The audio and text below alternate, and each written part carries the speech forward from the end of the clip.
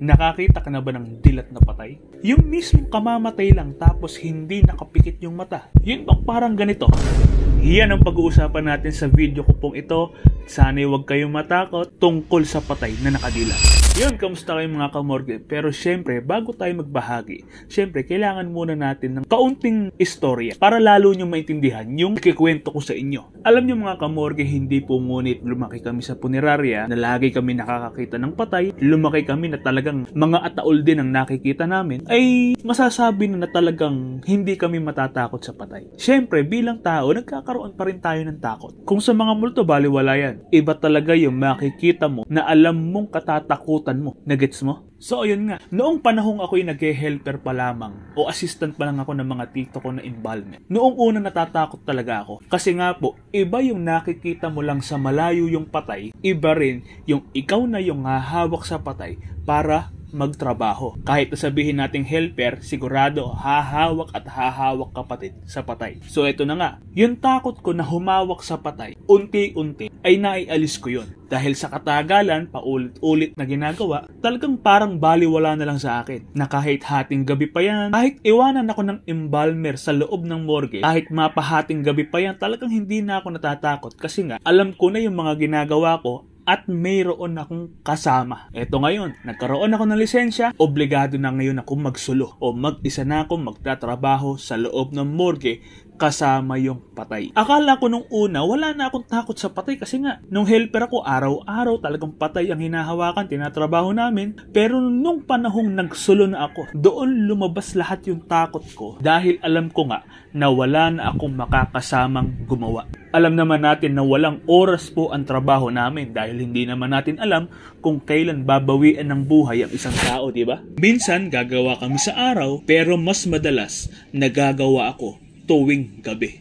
Swerte kung may kasamang pamilya yung namayapa sa loob ng morgue. Kahit papaano, meron akong makakasama. Alam ko na may taong malapit sa akin, kaya maiibsan pa rin yung takot ko. E paano kung walang kasamang pamilya yung patay? Logic na lang, kaming dalawa lang nung patay sa loob ng morgue. Eto ngayon, nagkaroon ako ng tawag hating gabi. Nung mga panahon na yun, nandun talaga yung takot ko na ayokong gumawa ng hating gabi, lalo't walang pamilya. Kaya nga minsan kapag katatawag sa akin yung punerarya ng halimbawa alas 12 hanggang alas 3 ng madaling araw, gusto ko magliwanag muna o pumatak muna yung alas 6 o yung talagang maliwanag ba bago ko simulan embalsamuhin yung patay. Kasi nga iba yung takot kapag kagabi Yung alam mong tahimik na tahimik yung buong lugar. Maririnig mo lang yung mga kuliglig, yung mga ganun. Minsan may maririnig ka pang umaalulong na aso.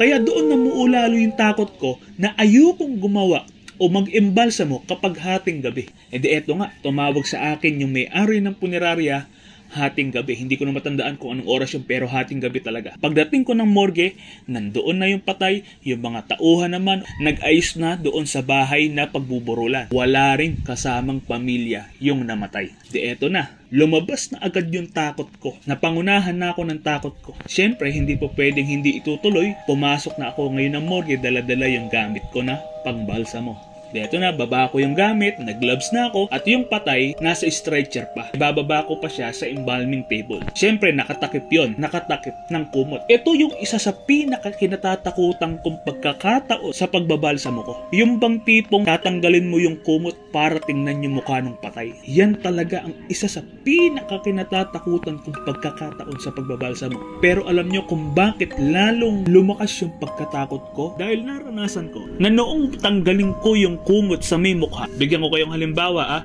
nakatayo akong ganyan, andito yung ulo ng patay. Medyo nakabiling yung ulo na parang nakatingin sa akin. Wala akong magagawa, kailangan kong tanggalin yung kumot sa mukha. At nung tanggalin ko nga yung kumot, doon ako nagulat kasi nga nakadilat pa yung mata niya. At alam mo kung saan ako mas natakot? Kasi yung mismong itim ng mata niya, hindi siya nakadiretso kahit nakabaling siya. Para siyang nakagawi pa sa gawi sa akin, kaya para siyang nakatingin sa akin o parang nakikipag-eye to eye siya. Sinong hindi matatakot sa ganung mga pagkakataon, di ba? Isa yan sa pinakamahirap para sa akin. Noon isa yan sa pinakamahirap talagang pagkakataon. Yung tatanggalin mo yung kumot doon sa mukha ng patay, kaya yan talaga ang isa sa pinaglabanan kong takot. Ikaw, kaya mo bang maranasan yung kanyang pagkakataon?